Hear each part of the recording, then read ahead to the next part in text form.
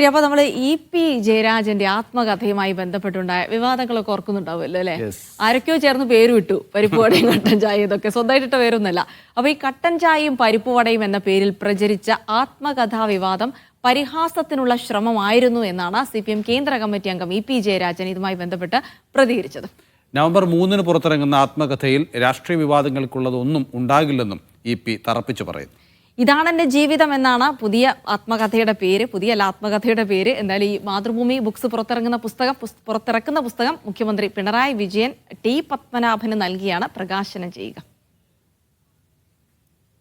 വർഷങ്ങൾക്ക് മുൻപ് കണ്ണൂർ മൊറാഴയിൽ DYFI പരിപാടിയിൽ നടത്തിയ പരാമർശങ്ങൾ ഓർത്തെടുത്താണ് മാസങ്ങൾക്ക് മുൻപത്തെ ആത്മകഥാ വിവാദത്തിന് ഇ.പി. ജയരാജൻ മറുപടി പറഞ്ഞത്.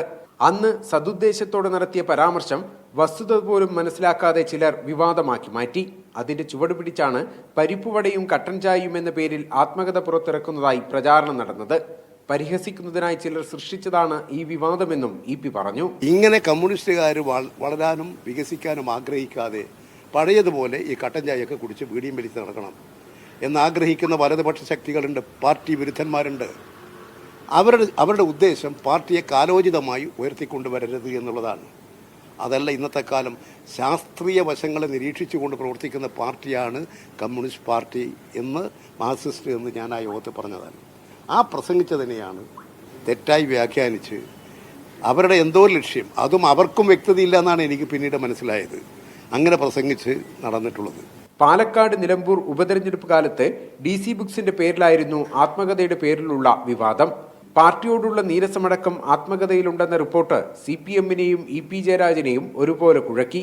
മാസങ്ങൾക്കിപ്പുറം ആത്മകഥ യാഥാർത്ഥ്യമാകുമ്പോൾ വരികളും വാക്കുകളും മാത്രമല്ല ആന്തരികാർത്ഥങ്ങളും ഇഴകീറി പരിശോധിക്കപ്പെടുമെന്ന് ഉറപ്പാണ്.